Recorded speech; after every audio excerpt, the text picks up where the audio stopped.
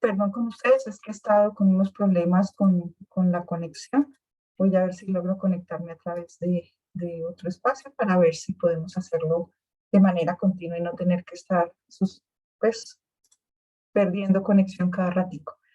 Bien, como les decía, entonces vamos a trabajar, les estaba presentando, ya están las hice. Y pues importante, la mayoría de las diapositivas están basadas en la evidencia, artículos interesantes para leer, o algunos de Jeffrey Palmer, de desarrollo específicamente, la laringe y del pliegue vocal. Se los sugiero porque hablan y da mucha claridad sobre lo que nosotros tenemos y es mi mejor recomendación para todos ustedes. Bien, vamos a hablar con preconsideraciones del sistema estomatognático, algunas cositas interesantes para tener en cuenta sobre desde dónde venimos hacia dónde vamos. Es un momento en que ya algunos de los míos conocen de estos aspectos, pero como les digo, vamos a tratar de partir desde la terapéutica hacia la evolución. ¿Por qué comenzar con la terapéutica? Pues la terapéutica es lo que nos va a decir cómo vamos a trabajar y cómo hemos venido trabajando y qué más podemos revisar acerca de algunos aspectos que son muy interesantes del desarrollo y que es importante que los tengamos en cuenta. Bien, entonces, de lo importante de tener en cuenta, siempre la terapéutica en el recién nacido, en el lactante, por cuestiones del desarrollo, debe ir acorde con la edad. Entonces, siempre que nosotros trabajemos, debemos respetar lo que se debe adquirir con la edad.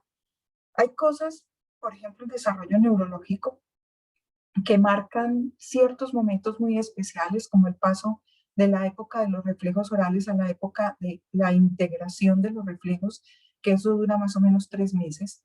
Y durante esos primeros 3 meses vamos a tener ciertas actividades reflejas y luego pasamos a madurarlas, ya a integrarlas y madurarlas. Entonces, la madurez de las actividades y reflejos van correspondientes con la edad. Tener en cuenta los aspectos de la mielinización, que la mielinización efectivamente se da con el aprendizaje y en la medida en que el niño tenga estos conceptos, tenga estas características, pues obviamente va a lograr adquirir muchos más conceptos. ¿Cuál es el inconveniente? La demora para el envío de algunos chicos, demoran mucho tiempo en enviarlos para hacerles la rehabilitación. Las personas no están capacitadas para hacer rehabilitación, algunas veces no tienen ni idea qué es lo que hay que hacer. Hemos estado hablando en estos días, últimos días de intrusismo, entonces contratan una sola persona para que haga todo y no les interesa que sean niños prematuros o con patología, y eso es algo que nosotros sabemos como profesionales que somos, que tenemos que respetar. Importante también tener en cuenta el crecimiento craneofacial, que es parte de lo que nosotros revisamos en lo que estamos haciendo normalmente. Entonces, desde la terapéutica, siempre la terapéutica en el neonato se hace 5 minutos antes. Hacemos un manejo sensorial, un manejo muscular, básico y súper importante para esta época, el control del cierre glótico por diferentes motivos. Vamos a ver la relevancia para el manejo de la voz y la comunicación estos primeros momentos de vida. La estabilización laringea, maniobras predeglutorias o deglutorias, la sensibilización intraoral, sí y solo si el paciente lo requiere, porque es que vemos con mucha frecuencia que nos gusta hacer mucha estimulación intraoral y resulta que no todos los pacientes requieren esto. Entonces, pues también saber diferenciar cuándo sí se requiere y cuándo no. Porque no es que a todos les vamos a hacer lo mismo, no es lo más prudente. Liberación lingual o acomodación de todo lo que tiene que ver con los 17 músculos de la lengua, movilidad velar, succión nutritiva, ritmo, patrón, coordinación, succión, respiración, deglución, succión nutritiva. Y si se requiere, hay que espesar biberón y en fin, todo lo que se procure. Aspectos que también se deben evaluar y tener en cuenta, los aspectos auditivos, obviamente, pero con lo que se refiere al manejo de la musculatura, de la motricidad orofacial, tenemos que respetar lo que está sucediendo y lo que ha sucedido a través de todo este proceso evolutivo. Entonces, desde los orígenes, desde la embriología como tal, nosotros tenemos que revisar varias cositas que son importantes y que de alguna u otra forma para nosotros repercute en lo que quisiéramos entender de lo que está sucediendo en el paciente. Entonces sabemos que el primer arco faríngeo de la cuarta, quinta semana se produce en el proceso maxilar, la premaxila, el maxilar, el hueso del cigomático, parte del temporal, músculos masticatorios, vientre posterior del digástrico, el miloideo, el tensor del tímpano, el peristafilino externo, inervación de la rama maxilar del trigémino y todo lo que tiene que ver con el cartílago de Meckel para la formación del martillo y el yunque a nivel auditivo. Entonces tenemos claro que del primer arco faríngeo se va a formar todo lo que tenga que ver con la parte trigeminal, todo lo que son los músculos trigeminales, incluyendo temporal, macetero, pterigoideos, el estiloideo, el vientre posterior del digástrico. Se va a formar también el milo, ¿sí? El miloideo, el vientre, el milo que es de trigeminal y el vientre posterior, el vientre anterior del digástrico. Ahorita me equivoqué, perdón, no es el vientre posterior, sino el vientre anterior del digástrico. Entonces, ¿por qué es relevante esto? Para entender qué pasa cuando suceden alteraciones a este nivel. Nosotros vemos con los chicos que nos llegan con características en discapacidad, que nos llegan con características craneofaciales muy precisas, sabemos hacia dónde fue el problema y cuáles son las características o los músculos y las estructuras que pueden estar comprometidas cuando tenemos este tipo de alteraciones. Del segundo arco faríngeo, pues tenemos todo lo que corresponde al facial. Ahora sí, vamos a hacer con todo lo que corresponde al facial, incluyendo pues en la formación del estribo, apófisis estiloides, todo lo que tiene que ver con los músculos faciales, que son los músculos orales, más el estilo y el vientre posterior del digástrico, estilo y el vientre posterior del digástrico, los músculos auriculares, que son los músculos que están en la parte auditiva sobre el temporal y que son definitivamente muy importantes para nosotros durante esta parte de formación. Entendiendo lo que sucede, si hay un compromiso del segundo arco faríngeo, vamos a tener problemas con el facial. Si hay un compromiso del primer arco faríngeo, vamos a tener problemas con todo lo que tenga que ver con trigémino. Esto se da, por ejemplo, cuando tenemos pacientes como EBUS, que los vamos a tener algunos, que pues, obviamente tenemos un compromiso grande desde hace mucho rato y es real. Entonces, recordemos, desde la mímica facial se forman del segundo arco y se forman a través del facial. Los trigeminales se forman a través se forman desde el primer arco y todo lo que es el nervio, la parte trigeminal se forma, incluyendo el tensor del velo del paladar, que es un músculo que pertenece al trigémino. ¿Okay? Y eso es importante, sobre todo cuando hacemos la revisión de los chicos con LPH, cuando no funcionan, cuando no están trabajando en los aspectos velares, siempre hay que revisar alguna alteración trigeminal, manejo de la masticación, inestabilidad masticatoria, cómo se encuentra. Dentro de lo que es la formación del orbicular, que para nosotros pues, es uno de los músculos que más hemos trabajado, tenemos que la formación del labio superior se hace en la unión de los dos procesos maxilares con la premaxila. Entonces, ellos se unen en el proceso nasal y forman lo que es el labio superior. El labio inferior se forma de los procesos mandibulares. Es más común las hendiduras en esa parte del labio superior, sí, son tres cositas que se van fusionando y es complicado porque son los dos procesos maxilares, más todo lo que tiene que ver con el proceso nasal, que es el que va a dar origen a la premaxila. Entonces, sí, tenemos que tener en cuenta estos aspectos al momento de trabajar. Del cuarto y sexto arco, tenemos la formación de todo lo que tiene que ver con la parte de la laringe, cartílagos tiroides, cricoides, aritenoides, corniculae cuneiforme, músculos constrictores internos de la faringe, constrictor medio, constrictor inferior, y obviamente la formación del vago, del laringeo recurrente, que es lo que nosotros trabajamos mucho desde la parte vocal y que a veces puede venir comprometido cuando tenemos una parálisis congénita, que no son tan comunes, pero pueden suceder. El paladar se forma en las crestas palatinas que descienden lateralmente y la unión de las crestas con el paladar primario da origen al tabique, que es lo primero que nosotros encontramos. Aquí en el dibujito se ve claramente. Entonces, ¿cómo es la unión? Bueno, también se ve la unión de los procesos maxilares con el proceso nasal medial para la formación de la maxila. Y en la parte inferior se ve lo que es la formación del paladar primario, ¿sí? Con todas estas estructuras, el paladar primario con el paladar secundario y con el septum nasal, formando lo que nosotros conocemos como paladar, que es lo que finalmente vamos a tener. Entonces, de los diferentes arcos faríngeos, y tal vez esta es un cuadrito que nos es muy claro para nosotros, podemos definir qué se forma de cada uno. Entonces, cuando desde genética nos envían un paciente con alteración o malformación del primero y el segundo arco faríngeo, debemos tener en cuenta cuáles son las características que me puede estar alterando y qué es lo que me puede estar comprometiendo al momento de intervenir. O sea, al momento en que yo entro a hacer una terapéutica, que ya vimos cuál es la terapéutica, pues debo entender que venimos ya con un compromiso de diferentes espacios para poder trabajar. Importante entonces que nosotros tenemos momentos muy precisos, la deglución en la semana 14, la succión en la semana 22, y al momento del nacimiento es que se activa la coordinación entre la succión, la respiración y la deglución. Aunque la succión se adquiere antes, solo hasta el momento en que respiramos se activa esa coordinación. Venimos preparados anatómicamente para funcionar acorde con eso una vez el niño hace su prueba de funciones y respira, deglute y llora, que es lo básico que hace el chiquito. Durante el proceso de succión, entonces tenemos que somos de base reflejos trigeminales que tenemos que aprender a trabajar al momento en que los necesitamos inhibir ante un reflejo de mordida o un reflejo de apertura y cierre mandibular que perdura en el tiempo. Somos trigeminales. El hecho de que seamos trigeminales implica ya que tenemos que trabajar en primer lugar esto. Los reflejos trigeminales, ¿cuáles son? De búsqueda y de succión, perdón, de búsqueda y apertura y cierre mandibular.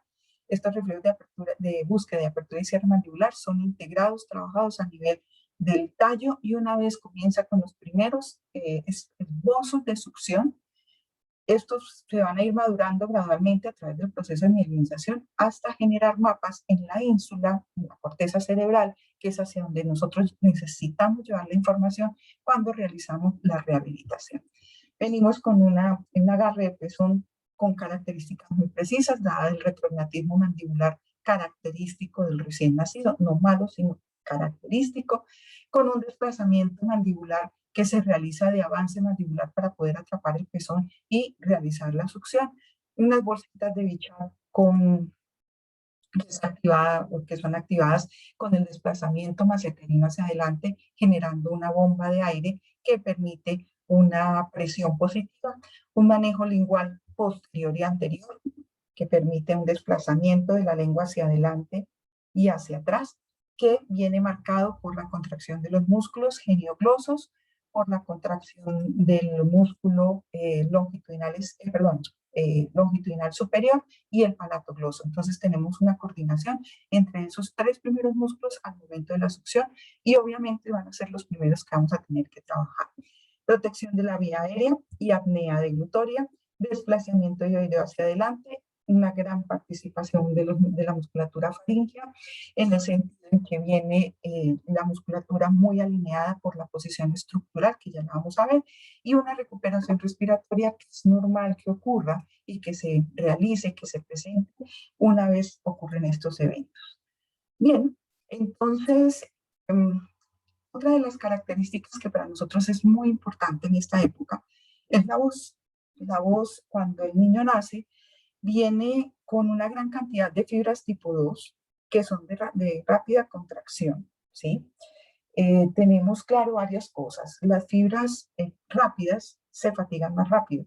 Entonces, el niño viene con nosotros, venimos en cabeza y cuello, con músculos que tienen de los dos tipos de fibras, no solamente un tipo, sino los dos tipos de fibra, y eso permite que el músculo se fatigue y reclute. Entonces, nuestros músculos no se pueden estimular demasiado porque nos pueden generar problemas. Igualmente, el pliegue vocal.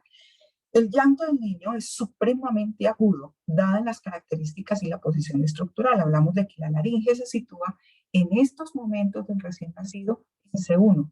Cuando hay crecimiento craneofacial y se alinea la estructura, la laringe se reacomoda en C3 y allí permanece hasta que a los 2 años pasaditos, 3, el cricoides desciende y se acomoda en C, eso es C5, y allí se alarga la laringe. En ese momento vamos a tener un tubo más largo, cambia el tono fundamental y obviamente vienen otra serie de cambios en la medida que el niño sigue evolucionando.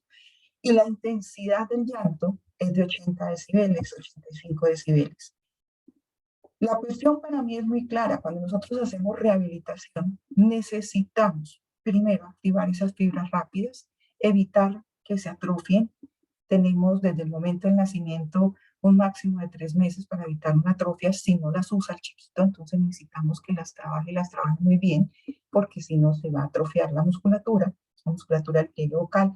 Y lo otro es que tenemos que lograr que llore por lo menos a una intensidad de 80 y con una frecuencia de 500 hercios, es decir, es una laringe muy alta que produce unos tonos muy agudos y eso es lo que necesitamos en un primer momento. Es pobre en armónicos, obviamente, porque la laringe todavía no tiene la forma que tiene a esta altura del tamaño del paciente y no, pues obviamente no va a tener mucha ganancia de armónicos por el sitio donde se encuentra, entonces es bastante chirriante, por decirlo de alguna forma. El primer formante se sitúa entre 2000 y 3000 hercios y al finalizar los 2 meses empieza a usar los legatos.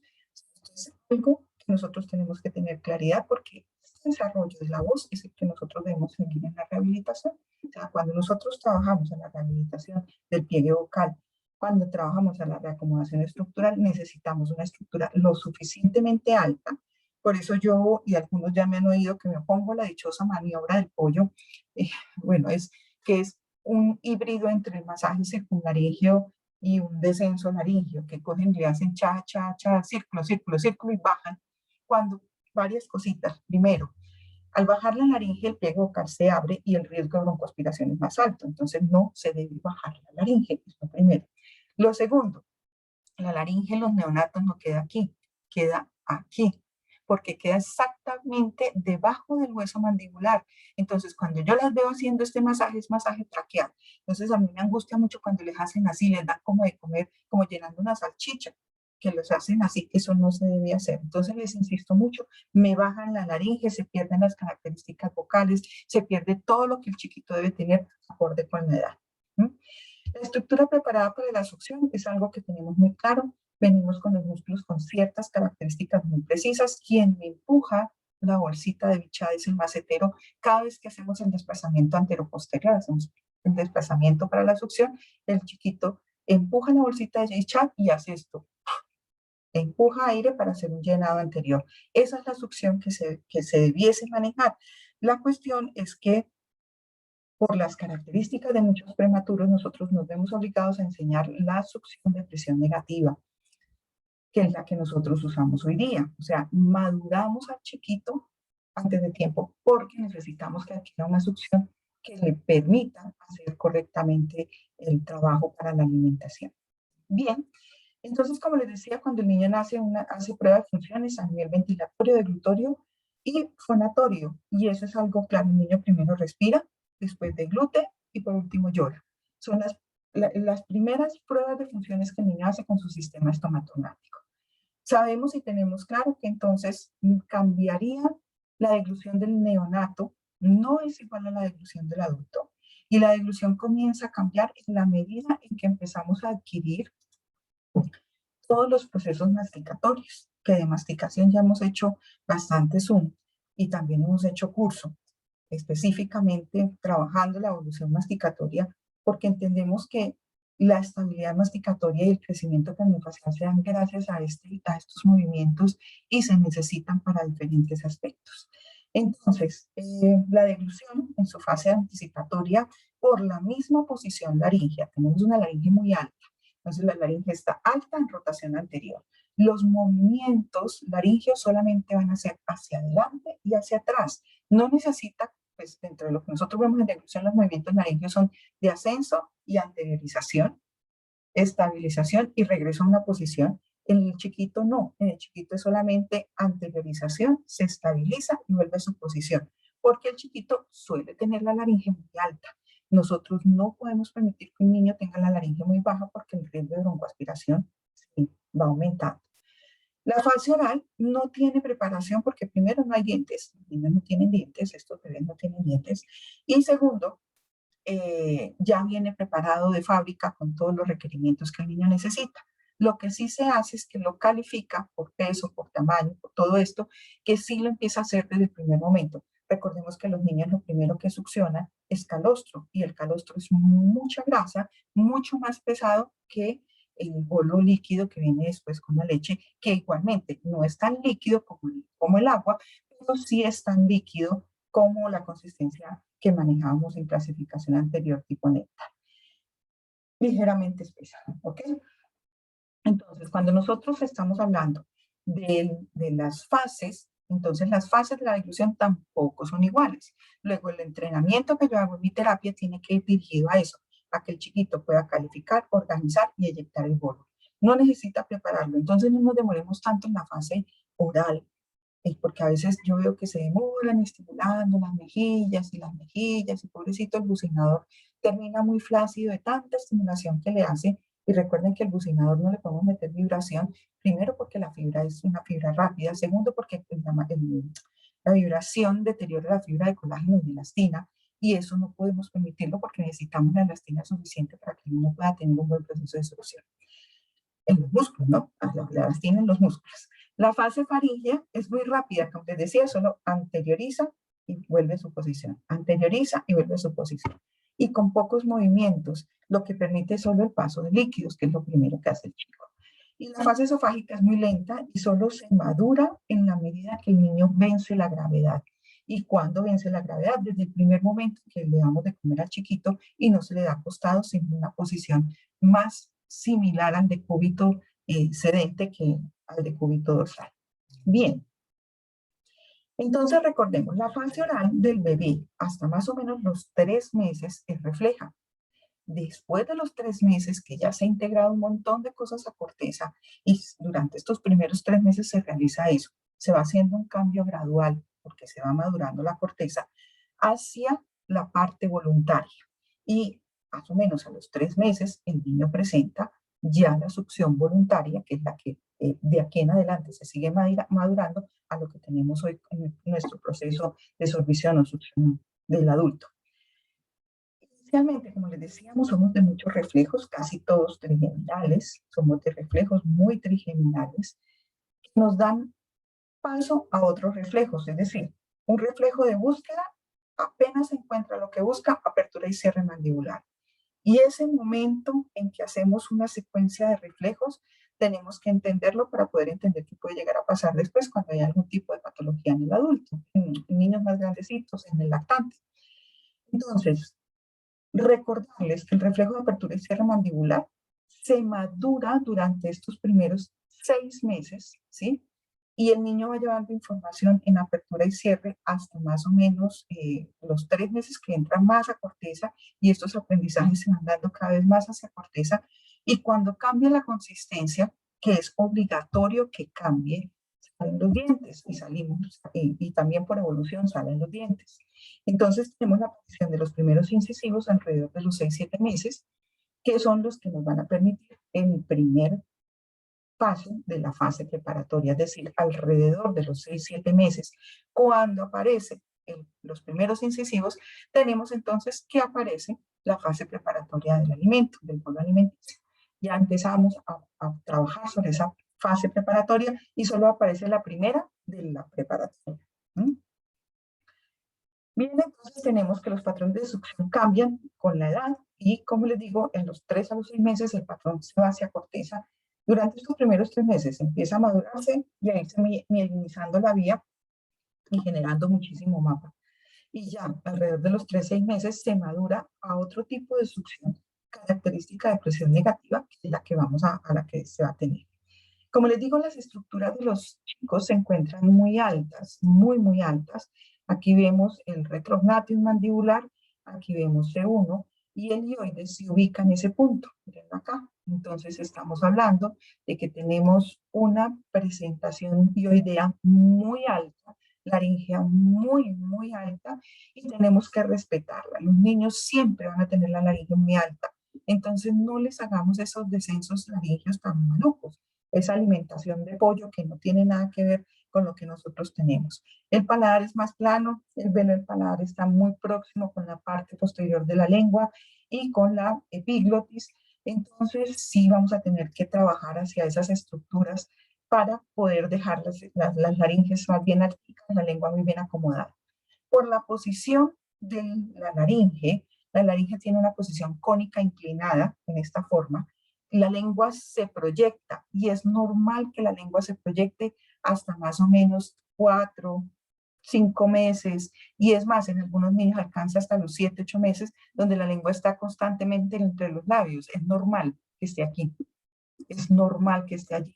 No insistamos en guardarle la lengua a los niños porque es normal, es una condición normal por las características anatómicas que tiene. Como les decía, la laringe está muy alta, realmente se ubica alrededor de la parte mandibular y tenemos que respetar eso al momento de trabajar. Pero algunos chicos que salen con algunas alteraciones craneofaciales van a tener entonces como el caso del LPH, algunas dificultades con el desarrollo de la musculatura. Y lo que tenemos que prevenir son las compensaciones que se pueden generar durante estos primeros años. Entonces, lo que tenemos es que el polígono de Masuda, odontólogo japonés, que habla que existen 8 fuerzas musculares para el sello labial, y esas fuerzas están dadas por los músculos que se encuentran en toda esta zona, incidiendo sobre el orbicular. Estamos hablando del depresor del septo, el elevador de la nariz y el labio superior, el elevador del labio superior, cigomático menor, cigomático mayor, el elevador del ángulo de la boca, risorio, bucinador, depresor del ángulo, depresor del labio y mentoniano. Creo que no me pasó ninguno. Todos esos músculos intervienen en ese momento. Entonces, cuando tenemos un niño con LPH, obviamente esa musculatura se empieza a atrofiar. Atrofiar significa que se acorta, que el músculo se acorta y se disminuye en masa. Entonces, tenemos que procurar para evitar que no se compensen y se generen elevaciones del labio y quede en esta forma. Necesitamos que el labio quede lo mejor posible para que cuando venga la cirugía todo fluya de manera normal. La coordinación ingesta, respiración, deglución es algo que es complicadito, no es tan fácil. Se da en el momento del nacimiento, pero se ha encontrado que en algunos prematuritos este proceso, precisamente el que se encuentra alterado, es justamente la coordinación la que se altera. ¿Por qué? Porque resulta que los pulmones se maduran en el mes octavo de la vida intrauterina. Entonces, si ustedes imagínense el chiquito que nace de 7, de 6 meses, para esa madurez de esos pulmones que debería requerir para que al momento del nacimiento se coordine con la succión. Y ese es el problema y es la principal característica que se encuentra en los neonatos prematuros. Entonces, es muy importante porque tenemos una vinculación a nivel de tallo cerebral. Allí las estructuras, eh, tenemos unas neuronas multifuncionales. El tallo, si bien es cierto, tiene control, dominio sobre los movimientos automáticos y la succión se tiende a volver un movimiento automático. Entonces vemos cómo ellas están preparadas para hacer 3 cosas: o comen, o respiran, o fonan, pero no las 3 al mismo tiempo. Entonces, eso es la coordinación y sobre eso es que se debe trabajar en estos primeros momentos. Entonces, que lo vimos pues al principio con el programita, podemos hacerlo, sí, es muy sencillo. Entonces, esto se nos puede ver comprometido y alterado por diferentes procesos. Lo importante es que nosotros podamos hacer esa parte de rehabilitación de esa coordinación. La motilidad oral faringoesofágica se desarrolla durante la infancia y la primera infancia y está influenciada por varios factores, incluida la maduración neuromuscular, los hábitos dietéticos y posturales. Importante esa parte postural. Miren una cosa muy especial que pasa con el temporal. El temporal, cuando el niño nace, es súper chiquito, pero en la medida que el niño empieza a vencer a hacer sostén de cabeza, luego se sienta y luego se para, el temporal crece y obviamente con el cierre de suturas y el vencer la gravedad, porque el temporal todo el tiempo está tratando de mantener cerrada la mandíbula, todo eso que está sucediendo hace que el temporal crezca. Entonces sí es muy importante tanto la parte postural como la maduración neuromuscular, el estado de excitación de las enfermedades en curso, las anomalías congénitas y efectos de las intervenciones médico-quirúrgicas que pueden hacer en estos chiquitos en tempranas edades. Como les decía, los niños vienen muy de reflejos. Estos reflejos en su mayoría se maduran en los primeros meses y se vuelven conductas motrices, actividades mecánicas, que es importante para nosotros que lo tengamos en cuenta. Alrededor de los 3 meses, como les decía, el niño ya tiene un crecimiento craneofacial que es muy grande durante estos primeros meses y el niño crece mucho. Y esta parte craneofacial no es la excepción. Entonces tenemos que aumenta el espacio a nivel del cuello y esto hace que la laringe se reubique y se reubica en C3 y allí la tenemos hasta tiempo más adelante. Ubicándose la laringe en C3, aún es una característica también de la forma cónica que tiene la laringe en los niños, las láminas del escudo tiroideo son muy abiertas, no están en ángulo como las tenemos nosotros de 120 grados o los señores de 90 grados, están más o menos, están abiertas y la presentación del pliegue es muy básico porque están, como está así el escudo, el pliegue se encuentra en toda la línea de la mitad, es mucho más fácil conseguirlo. Tenemos una rotación anterior, todavía permanecemos en rotación anterior, la estructura se proyecta hacia adelante y tenemos ya que se empieza a modelar cada vez más esta estructura. Entonces, todos estos cambios que se producen durante todo este tiempo se van a ver influenciados también por el tipo de producto o alimento que se consuma. Entonces, el cambio que se produce que más cambia y marca el desarrollo craneofacial hacia adelante y hacia abajo es indiscutiblemente la aparición dental. Entonces, alrededor de los 6 meses que hay cambio de alimentación. Nosotros empezamos cambio de alimentación más o menos, según dicen, a los 5 meses que empezamos con los líquidos y vamos avanzando poco a poco hasta las papillas, más o menos alrededor de los 6 meses tenemos las papillas. Entonces, les decía que después de estos 6 meses, cuando aparecen las papillas y empiezan a aparecer los dientes, se empiezan a manejar cada vez consistencias un poquito más gruesas.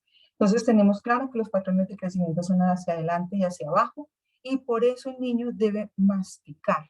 El crecimiento craneofacial lo guían mucho los dientes y obviamente las estructuras blandas se van acomodando a todo esto. Blandas es lo que nosotros manejamos.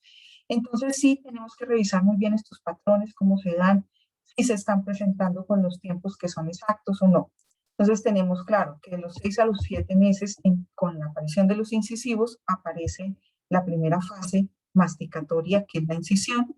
Alrededor de los 18 meses, que ya tenemos los laterales, aparece la trituración y a los 24 meses que empieza que tenemos la aparición de los molares, empieza la pulverización. Entonces nos demoramos realmente hasta 3 años en aprender a masticar y eso es algo que debemos tener en cuenta al momento de rehabilitar.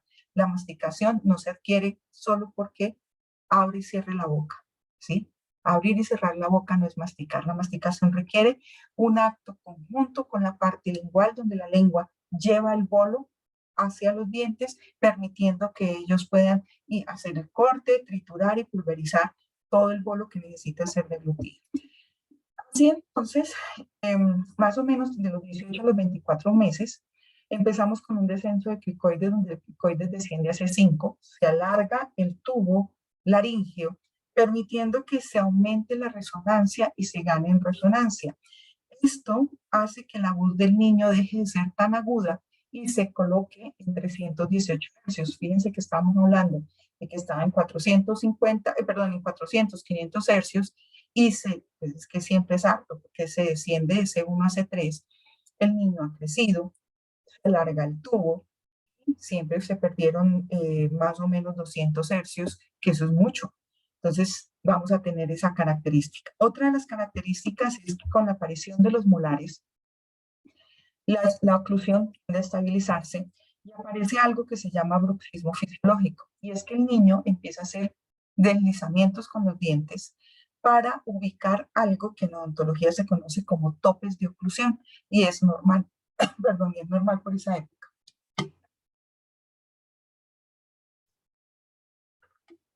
Y tenemos asimismo que por esta época se empieza a manejar la dichosa anorexia fisiológica, que es que el niño empieza a manifestar sus deseos por cierto tipo de alimentos, los que le gustan, los que no le gustan, y eso es normal por esta fecha. También aparece el lenguaje, algo que se conoce con el nombre negación sistemática, todo. y es que el niño se niega a muchas cosas. Entonces, pues muchas veces se confunde la negación con que no quiere comer, pero es muchas veces más por lo que está presentando esta época del desarrollo que es algo normal. Dice Simoes, odontóloga brasilera, que una oclusión dinámicamente equilibrada debe tener una alimentación consistente, un desgaste dentario fisiológico, que es el que hablamos ahorita, ese bruxismo fisiológico, y un movimiento dentario. O sea, debe tener una acomodación de los dientes correcto, un desgaste dentario correcto y una alimentación consistente. Hacia eso lleva a muchas cosas. Alrededor de los 5 años, los 5 primero, aparece el primer molar permanente y tenemos la posibilidad de tener una oclusión estable. Pero alrededor de los 6 años empezamos con la pérdida dentaria, donde perdemos los temporales y llegan los permanentes y los niños empiezan a tratar de recordar todo ese mapa oclusal que tenía durante estos primeros 6 años y evitar tener problemas masticatorios y deglutorios y obviamente fonoarticulatorios porque ya todo viene engramado durante estos primeros años. De ahí la importancia de lo que yo les insisto, que sepamos trabajar edad por edad lo que va sucediendo y lo que va sucediendo con la parte de estabilidad oclusal y deglutoria para que el niño no tenga problemas a posterior. Y como les digo, el crecimiento craneofacial y todo lo que implica el desarrollo de las estructuras. Cuando tenemos los 7 años, los niños empiezan a marcar diferencia con las niñas. Y esto culmina con lo que nosotros conocemos como cambio mutacional, que está ocurriendo 10 años, 11 años, hoy día está ocurriendo muy temprano y los niños tienen sus cambios mutacionales tempranamente. Pero realmente en esta época, entonces las niñas estamos alrededor de 295 hercios y los hombres alrededor de 268 hercios en promedio. Esto significa que el crecimiento ya ha reacomodado por crecimiento de las estructuras, de las cervicales, de todo el tubo, se sigue alargando, se sigue acomodando y finalmente nosotros quedamos en 220 hercios y los señores más o menos en 150 con el cambio mutacional. Pero también ocurren una serie de aspectos y de variaciones a nivel neurológico, que para mí es importante que nosotros lo tengamos en cuenta. Entonces, desde el neurodesarrollo, desde la neurorehabilitación, entonces la neurorehabilitación desde el lenguaje es un procedimiento terapéutico que permite compensar las alteraciones existentes y estimular la recuperación estructural y funcional de la actividad nerviosa dañada o enferma que compromete el lenguaje, el habla, la voz o la deglución. Entonces nosotros tenemos claro lo que está sucediendo. Sabemos que el sistema estomatognático ya está reubicado, que estamos en un montón de cosas que están sucediendo. El niño va a nacer, viene con todas las características listas para hacer eso, pero trae de base alguna patología o sufre alguna patología al momento del nacimiento. Entonces, según la Organización Mundial de la Salud, la neurorehabilitación es un proceso activo por el medio del cual los individuos con alguna lesión o enfermedad pueden alcanzar su recuperación integral más óptima posible que le permita su desarrollo físico, mental y social de la mejor forma para integrarse a su medio ambiente de la manera más apropiada. Eso es lo que se busca con la neurorehabilitación y desde lo que nosotros manejamos desde comunicación, todos los aspectos comunicativos que incluyen la voz, que incluyen la parte del habla, que incluyen esto que es tan importante, que son los primeros esbozos comunicativos del niño con la madre, que es lo que, y dicen los autores, que tenemos ciertos puntos que son más dados a todo lo que se percibe a nivel de la parte de las primeras bases del lenguaje. Entonces tenemos que esto se percibe todo es en el hemisferio derecho o más en el hemisferio derecho. El hemisferio derecho siempre es más grande, es más desarrollado, ¿sí? Es el hemisferio que tiene más tiempo de estar en desarrollo. Tiene los mapas de todo lo que nosotros hacemos durante estos primeros 5 años y entonces de lo primero que tiene son los rasgos prosódicos de la relación madre-hijo, de las variaciones que hace la mamá cuando habla con el hijo. Y esto lo interioriza en su giro temporal superior derecho y en un punto que es muy importante porque nos da las secuencias más a futuro la inserción de las palabras o de las sílabas en palabras, en fin, que es la circunvolución singular anterior. Nosotros trabajamos hacia esa circunvolución cuando hacemos estimulación transcraneal porque nos permite la inserción de esos momentos. Recordándoles también que rasgos prosódicos tienen que ver con la corteza prefrontal cinética bilateral y que nos va a tocar trabajar hacia esos puntos también. Entonces, el recién nacido y el reconocimiento de la voz materna es algo que se ve desde tempranas edades. En un prematurito, ¿se puede estimular tempranamente esto? Es necesario. Es necesario que los niños estén con sus mamás y que sean sus voces más próximas. Como siempre les he dicho, no alcen los niños, nos inspiran mucha ternura, nos inspiran mucha cosa, pero cuando nosotros le quitamos, rompemos el lazo de madre-hijo en una incubadora, en un montón de cosas, el niño se va buscando, va adaptándose a lo que se presenta. Y si la que se presenta es la fonoaudióloga todos los días y además de eso le asocia la parte de glutoria, ¿sí? Entonces vamos a tener que el niño reconoce los ruidos del fonoaudiólogo, el corazón del fonoaudiólogo, entonces no los alce, que los alce la mamá, que estén con la mamá. Cuando ustedes vayan a hacer terapia, que no es posible, estén con la mamá para que el vínculo no se pierda, no se pierda y lo tengan directamente. Son esbozos comunicativos tempranos, como les decía. Cuando nosotros nacemos, venimos con un número X de neuronas y en la medida en que nosotros vamos haciendo cierto tipo de actividades, esas neuronas se van mielinizando. No es solamente la parte auditiva, porque en la parte auditiva le hemos dedicado muchísimo tiempo y sabemos de eso mucho. Es también la parte de voz, es también la parte de comunicación madre-hijo, es también la parte de glutoria. Y en cuestión de 3 meses, ya miren toda la mielinización y toda la derivación dendrítica que tiene, porque a los 2 años, miren la presentación de los 2 años, ya tiene toda esa conexión dendrítica interesante. Entonces, la mielinización y todo el proceso en el que se envuelve y se protege cada uno de los axones que se conectan directamente a las vías cerebrales, es necesario los aprendizajes. Entonces, cuando nosotros vemos que al niño se le trabaja y se le trabajan las cosas que debe tener con la edad, pues todo esto fluye de mejor manera. Sabemos que las funciones de la mielina son muy claras, nos permiten aislamiento eléctrico, nos permiten potencializar el impulso nervioso, nos permiten llegar hacia los sitios donde tenemos que llegar y es importante que nosotros vayamos dándoles esos aprendizajes, no importa si tienen discapacidad, es todo lo contrario. Si tiene discapacidad, más ayuda, más oferta, esa es esa terapia que se requiere, ¿ok? Lo que se requiere, no más allá de lo que no se requiere, ni adelantarlos en evolución ni nada por el estilo. Algo que es muy claro y que ya hoy en día se debatió muchas cosas que decían los neurólogos antiguos, porque eso nos decían antes, es que una vez se pierde una neurona, no se vuelve a recuperar, ¿no? Si el cerebro manda otra neurona, la cuestión es que la conectemos para que pueda seguir trabajando. Dice la actualidad que nosotros producimos neuronas todo el tiempo y las neuronas tienen un día, nacen en un día y de ahí en adelante todo depende de las conexiones que usted haga. Entre más lea, entre más aprenda, entre más estudie, pues más conexiones neuronales va a seguir haciendo. Entonces, es importante que nosotros mantengamos todo este tipo de estimulación desde muy temprano.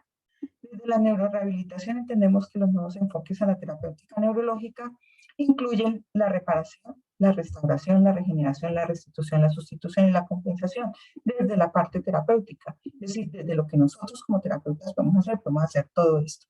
Reparar un sitio que se encuentra con una hipoxia, por ejemplo, y permitirle a las neuronitas que vuelvan a respirar, que eso lo hacemos, por ejemplo, con terapia láser.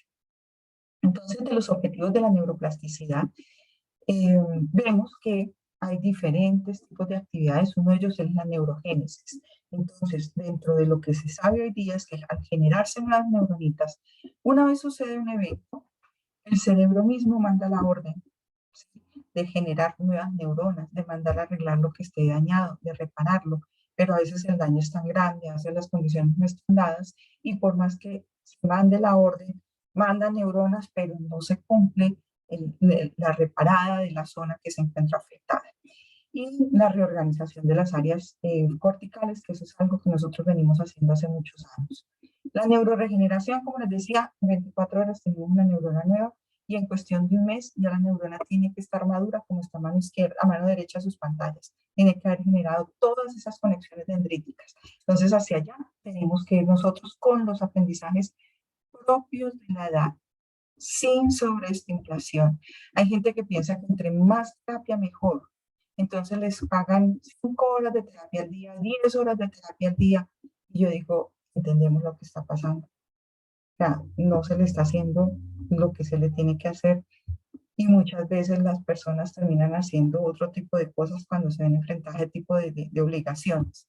Entonces sí, revisemos muy bien. La sobreestimulación no permite una integración a nivel nervioso, no permite un masticarse, una recuperación nerviosa para poder prepararse al siguiente conocimiento. Entonces sí es importante que nosotros miremos eso. Podemos reparar, sí, hoy día se puede reparar con el láser, gracias a Dios, y podemos hacer diferentes tipos de actividades como la neuroreparación y restitución, que es devolverle a una neurona unas funciones que pudieron haberse quitado o lograr que la neurona genere más conexiones sinápticas para reparar algo de otra que se perdió. Y obviamente la neuromodulación, que es lo que más hacemos, que es normalizar, permitirle que los cerebros de los niños que nacen prematuros, de los niños que nacen con algún tipo de alteración craneofacial, de síndrome neurológico, pues van a tener hiperexcitabilidad cerebral. Entonces, lo primero es sosegarlos, calmarlos. Entonces, hay que trabajar la neuromodulación para que el cerebro se calme y pueda trabajar a lo que nosotros queremos, porque el cerebro se hiperexcita. Necesito arreglar, necesito arreglar, necesito arreglar. Todo lo que nosotros hagamos está replanteado a partir de lo que es conectoma humano. Entendemos que conectoma humano nos dio nuevas luces sobre la comunicación a nivel cerebral, generándonos diferentes posibilidades de hacer cierto tipo de nexos, circuitos, redes neuronales, conectar grandes zonas en algo específico. Entonces, de los mecanismos que nos permiten a nosotros hacer eso, tenemos que podemos trabajar el cambio de fuerza de las sinapsis. Eso se hace mucho desde la estimulación transcraneal. La reconexión elimina creación y eliminación de sinapsis, la creación y eliminación de ramas de una neurona en la medida en que damos los aprendizajes, y la creación y eliminación de neuronas cuando las regeneramos, las reubicamos y les ponemos una nueva función. La idea es que nosotros dentro de la terapéutica logremos un desarrollo sin que nuestro paciente se complique o tenga más complicaciones fuera de las que trae su patología de base. Entonces, buscar la forma más correcta de hacer las intervenciones sin excedernos, sin meternos en campos que no son nuestros, trabajando lo que tenemos que trabajar, procurándoles que no se broncoaspiren. Es un afán por darles de comer y son con las cucharas y las compotas detrás de todos los muchachitos, y la consistencia compota, primero, no es la que se adapta a todos. Segundo, es la que más se adhiere. ¿Mm? Entonces, imagínense ustedes una adherencia, entonces son los chicos recolectando y guardando porque les encanta andar como locos con una... No, cuando nosotros busquemos habilitar una vía oral, busquemos que estemos seguros de lo que estamos haciendo, que no se nos olvide que la voz del niño tiene que ser perfecta. Nosotros nos contentamos muchas veces con que nos digan, es que ya está hablando. No, para mí eso no es una voz. Yo necesito una voz perfecta, un muy buen cierre glótico. Ese tipo de cosas son las que tenemos que buscar. Lograr un desarrollo sin complicaciones, evitarles que se nos compliquen a nivel pulmonar. Eso es lo que más nos interesa, porque todas esas complicaciones que traen las hospitalizaciones, las neumonías, el maltrato que tiene el chiquito porque le tienen que colocar una sonda, porque le tienen que hacer lo uno o lo otro. No puedes volver atrás, pero puedes seguir adelante para no perder nada más. Es mi mejor recomendación. Y de agradecerles mucho por haberme acompañado el día de hoy. De verdad que se preparan estos Zoom con mucho cariño y hoy quería hacerles un énfasis en lo que es el proceso del desarrollo para que desde la misma terapéutica logremos mejores cosas. Como les dije, empecé con terapéutica precisamente para que lográramos generar mejores espacios. Bien, agradecerles a los que se encuentran aquí el día de hoy. Vamos a revisar un segundito y Perfecto. Y ya les abro para que puedan hablar.